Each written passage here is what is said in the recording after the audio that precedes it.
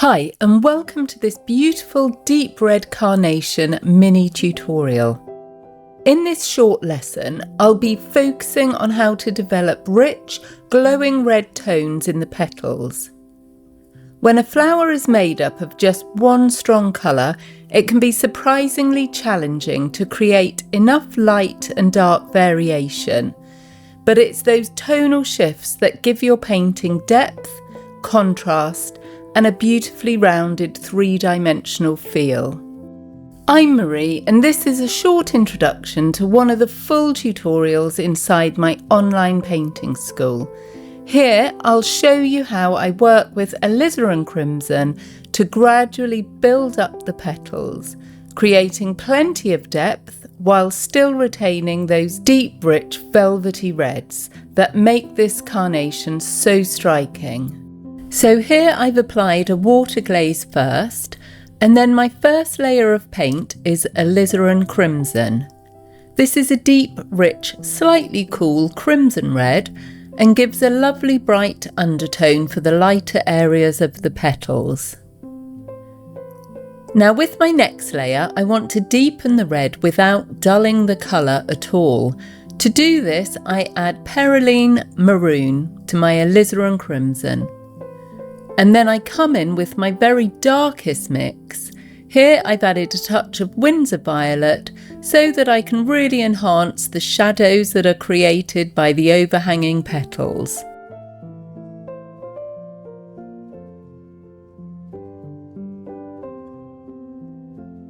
Moving on to the next petal, I repeat the process, starting with the water glaze, not too wet, but wet enough to allow the paint to spread smoothly.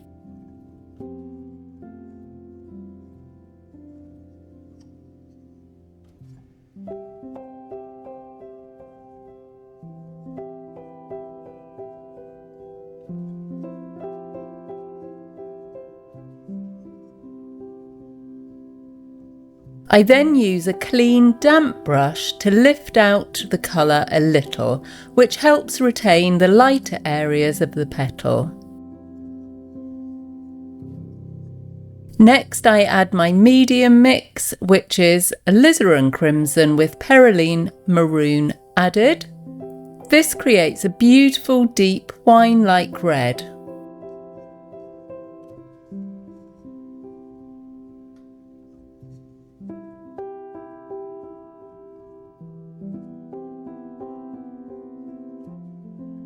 Finally, I add my darkest mix at the top of the petal where the strongest shadow sits.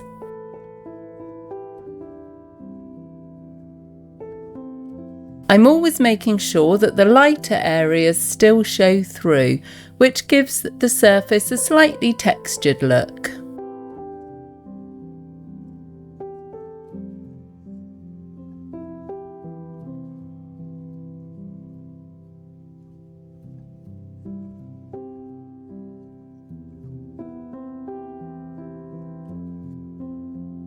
And then I treat these smaller parts of petals that are poking out from behind the larger ones here in exactly the same way. So it's very important not to get these areas too wet, as you'll lose control of the paint. Even though I'm working with 3 layers on a damp surface, I work fairly quickly, adding my second layer of medium red while the first one is still damp, and then adding my darkest mix with Windsor Violet added into the shadow areas. Again, while my surface is still damp, and in this way I can ensure that I get a smooth transition from the lightest area on my petal into the darkest, without having created any hard edges within the petal itself. This gradual shift in tone is what creates the form of the petal and gives the flower its depth, therefore creating a very lively three-dimensional image by the time that you've finished painting. Now it might take a little bit of practice to get these washes smooth, as if your paint has dried out too much, you will start to pick up the underneath layers with your brush and your surface will become streaky.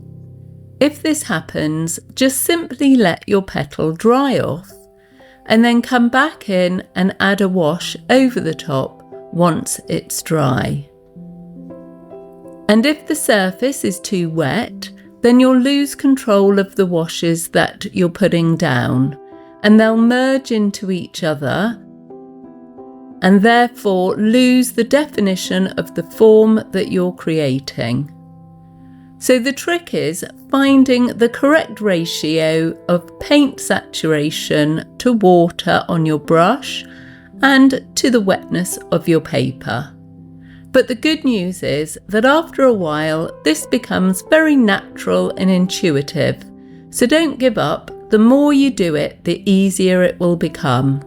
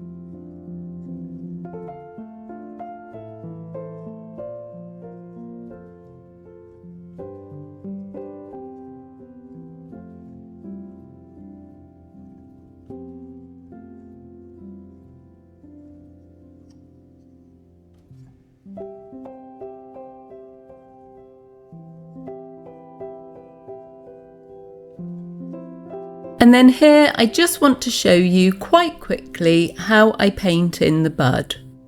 As you can see, I continually adjust my green mix as I go to reflect what I'm seeing on my subject.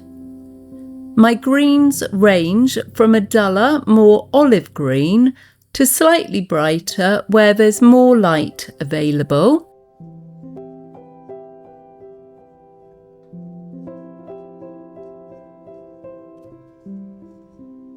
And then becoming very, very deep, almost blackish green in the darker areas of the shadows. Now I paint this bud almost like a patchwork, picking out the different little sections within the small area. But as you can see, I keep my edges soft and blend them each time I add a new colour variation into the section.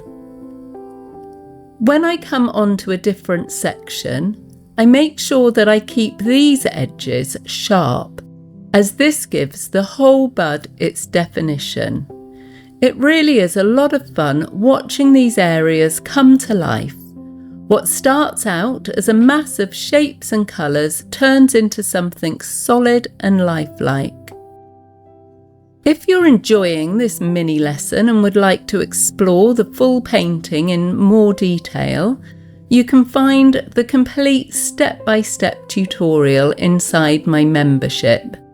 It's a lovely way to deepen your skills, paint at your own pace, and enjoy many more floral projects, just like this one.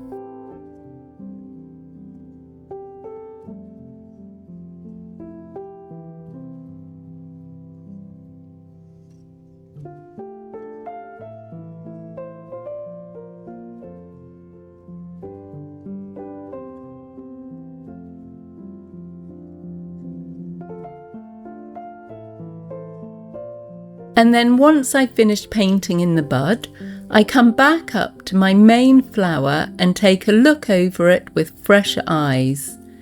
Now all of the petals are painted, but what I want to do is take my larger number 6 brush and use my darker red mixes to really enhance the shadows. So the shadows occur where there are overlapping or overhanging petals, and by really deepening these up over the whole flower, it creates more contrast and therefore more depth within it. So it's these finishing touches that really help your flower to just pop off the paper.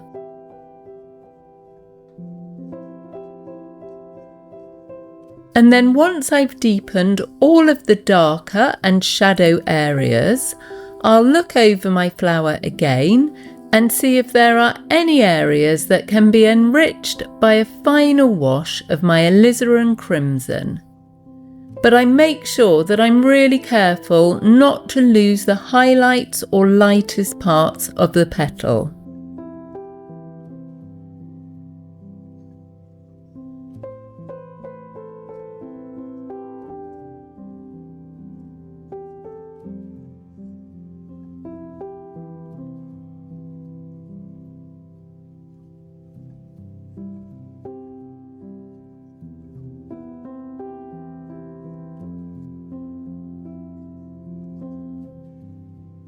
So thanks for watching. I really hope you've enjoyed this mini lesson and picked up some tips to help you in your own practice.